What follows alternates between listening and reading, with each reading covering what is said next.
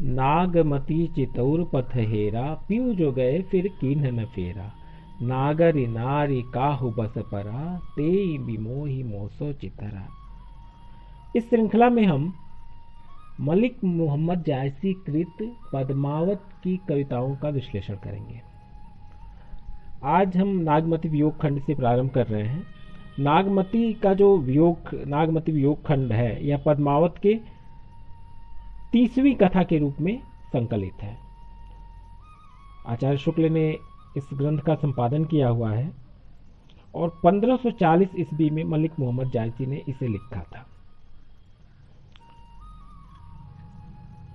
हम इस महाकाव्य की कविताओं का, पदों का क्रमशः एक एक करके व्याख्या करते चलेंगे। आज हम इसकी शुरुआत नागमती वियोग खंड से कर रहे हैं। नागमती वियोग खंड में जो राजा रत्नसेन है, इस महाकाव्य का नायक, उसकी पत्नी है, प्रथम पत्नी है। और नागमती का विरह वर्णन हिंदी काव्य जगत में ही नहीं, भारतीय काव्य जगत में ही नहीं, संपूर्ण काव्य वांग्मय में एक बहुत ही अव्वल दर्जे का, उच्च किस्म का विरह वर्णन है। इसमें नागमती अपने प्रिय पति जो उसे छोड़कर कहीं चला गया है, सिंघल द्वीप की यात्रा के लिए निकला है, तो वह क्या महसूस करती है, उसका हृदय कितना रिक्त है और कितना दुखी है, इस खंड में, नागमती वियोग खंड में उसका वर्णन मलिक मोहम्मद जायसी करते हैं। तो आइए पढ़ते हैं। नागमती चितौर पथ हेरा, पीऊ जो गए फिर कीन्ह न फेरा। नागमती चित्तौड़ में अपने प्रवासी पति की राह खोज रही है। पीऊ जो गए फिर कीन्ह न फेरा, कि जब से प्रिय गए तब से फिर लौट कर नहीं आए, और इसलिए वह चित्तौड़ के रास्ते को देख रही है। चितौर पथ हेरा, हेरना, जोहना, प्रतीक्षा करना, देखना। नागरि नारी काहू बस परा, ते बिमोहि मोसो चितहरा। अब इसका कारण क्या हुआ? इसका कारण यह है कि नागरि नारी काहू बस परा, कि किसी नागरी यानी नगर की स्त्री के बस में पड़ गए हैं। ते बिमोहि मोसो चितहरा, और उसी कारण से वो उनका मुझसे मोह छूट गया है, विमोह हो गए हैं, और उनका चित्त मुझसे दूर हो गया है। यहां भी नागमती का जो हृदय है वह यही कह रहा है कि उनकी कोई गलती नहीं है, प्रिय पति की कोई गलती नहीं है, गलती तो उस नागरी की है कि नागरि नारी काहू बस परा, उसके वश में पड़कर ऐसा कर रहे हैं, वरना मेरे पति बहुत अच्छे हैं। सुआ काल होई लेगा पीऊ, पीऊ नहीं जात जात बरु जीव। अब कथा यह है कि जो हीरामन सुआ रहता है वही आकर पद्मावती का वर्णन राजा रत्नसेन से किया होता है कि वह बड़ी दिव्य सुंदर है, और इसी वजह से राजा रत्नसेन पद्मावती को खोजने के लिए निकला है। तो नागमती सोचती है कि वही सुआ काल हो गया। उस सुआ का नाम सुग्गा, उसका नाम जो है हीरामन है, तोता। तो वही तोता जो है काल होई लेगा पीऊ, तो वही तोता काल बनकर मेरे पति को, मेरे प्रिय को लेके चला गया।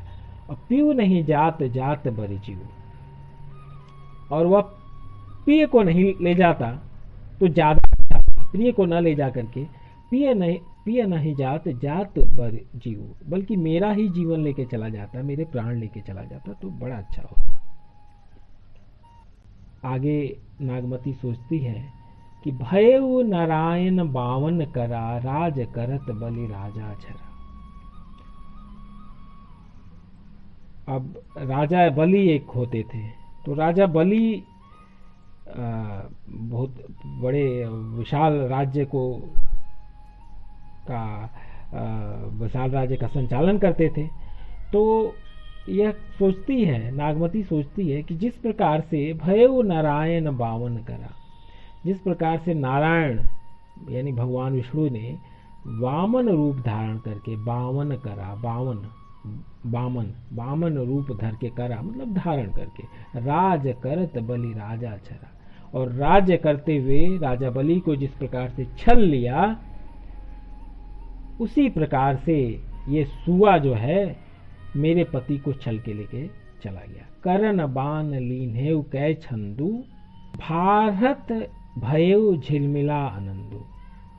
और जिस प्रकार से कुंती ने कर्ण के वाण को छीन लिया था, करण बान लीन्हेव ले लिया था, कै छंदू भारत भयउ झिलमिला आनंदू। और अर्जुन को कर्ण का कवच पाकर आनंद हुआ। भारत भयउ झिलमिला आनंदू, भारत अर्जुन को कहते हैं। जिस प्रकार से अर्जुन को आनंद की प्राप्ति हुई उस कवच को पाकर, वैसा ही मेरे साथ, वैसा ही छल मेरे साथ हुआ। मानत भोग गोपीचंद भोगी, लय अप्सवा जलंधर जोगी। और गोपीचंद सुखपूर्वक भोग कर रहे थे। मानत भोग गोपीचंद भोगी, लय अप्सवा जलंधर जोगी। तो उसको जो है योगी जालंधर नाथ उड़ा ले गए। लय कन्हई भा करूर अलोपी। और इसी प्रकार कृष्ण को अक्रूर लेकर चला गया। लय कन्हई भा करूर अक्रूर अलोपी, कठिन बिछोह जियहि किमि गोपी। और उस कठिन वियोग में गोपियों ने किस प्रकार से जीवन जिया, वो गोपियां ही जानती होंगी।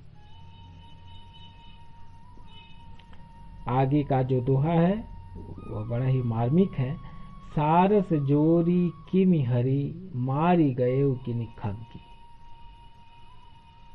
सारस जोरी किम हरि, मारी गए किनि खग्गी। सारस का एक जोड़ी आनंद के साथ रह रहा था, और किस बहेलिये ने, किस खग्गी ने उसे मार दिया। झूरी झूरी पांजर धनी भई, बिरह के लागी अग्गी। झूरी झूरी पांजर धनी, और सूख सूख के जो बाला है, जो धनी है, धनी स्त्री, जो स्त्री है वह सूख सूख के अस्थि की तरह हो गई, विरह के आग लगी, और विरह की आग में जलने लगी। जिस प्रकार से इन तमाम लोगों के साथ छल हुआ, उसी प्रकार से मेरे साथ भी ऐसा ही छल हुआ। तो इस प्रकार हम देखते हैं कि जो पद्मावत है, पद्मावत में जो नागमती का वियोग खंड का यह पहला अंश था, तो इसमें मलिक मोहम्मद जायसी ने भारत की जो प्राचीन कहानियां हैं, भारतीय संस्कृति जिन पर आधारित है, जिसमें राजा बलि की कहानी है, महाभारत है, और योगियों की कहानी, कृष्ण की कहानी है, इन सभी कहानियों को जायसी लेकर चलते हैं और वहां से एक तरह से जोड़ते हैं। वियोग वर्णन की दृष्टि से यह खंड और यह पदांश अत्यंत महत्वपूर्ण है और महत्वपूर्ण स्थान रखता है। यदि कोई प्रश्न हो, कोई टिप्पणी हो, हमें बताएं। बहुत बहुत धन्यवाद।